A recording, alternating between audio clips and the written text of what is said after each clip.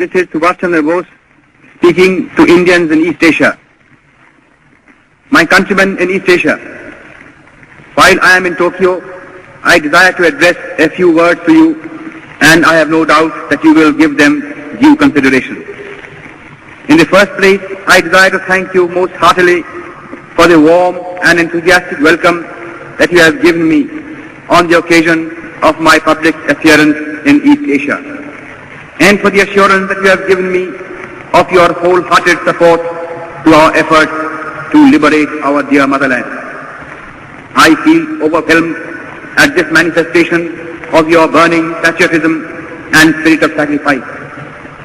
I have received numerous telegraphic and postal messages from you direct, while other messages I have read in the press. And all these messages have given me great joy and satisfaction. You know that I am always an optimist. Nevertheless, I must say that the response that I have received has exceeded my fondest expectations. I can only say in reply that I feel proud of you. Since the outbreak of the war in Europe and in East Asia, I have been saying repeatedly that we, the Indian people, could not have wished or even dreamt of a better combination of circumstances for helping us to achieve our liberty.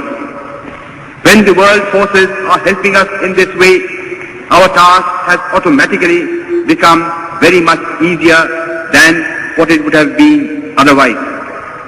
This fact should further strengthen our self-confidence and optimism and hearten us considerably in the fight that lies ahead of us.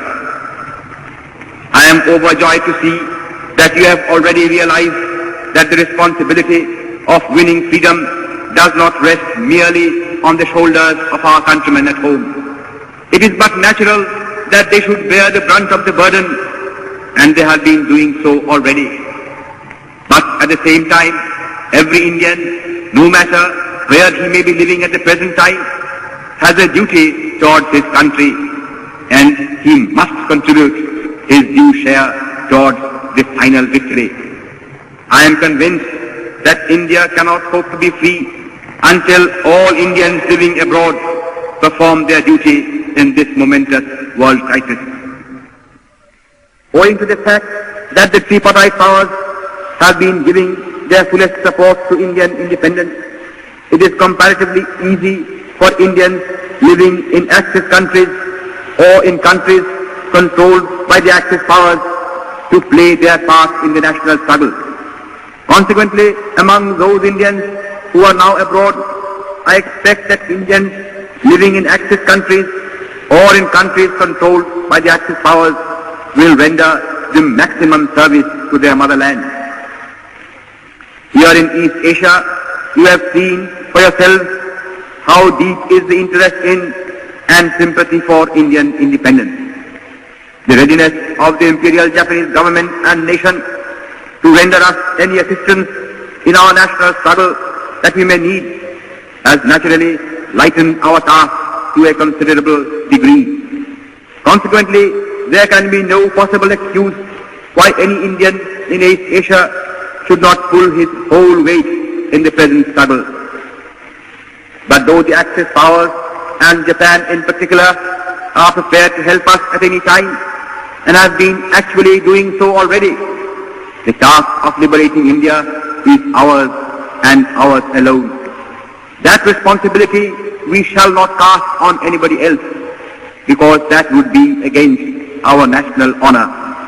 Moreover, we have no right to ask for or expect help from any quarter until we ourselves have first of all done our very utmost. Our countrymen and our sisters and brothers at home have been doing their best in the circumstances in which they are placed. But the enemy is ruthless and desperate, and he is armed to the teeth. Against such a brutal foe, no amount of civil disobedience or of sabotage or of revolutionary terrorism can be of any avail.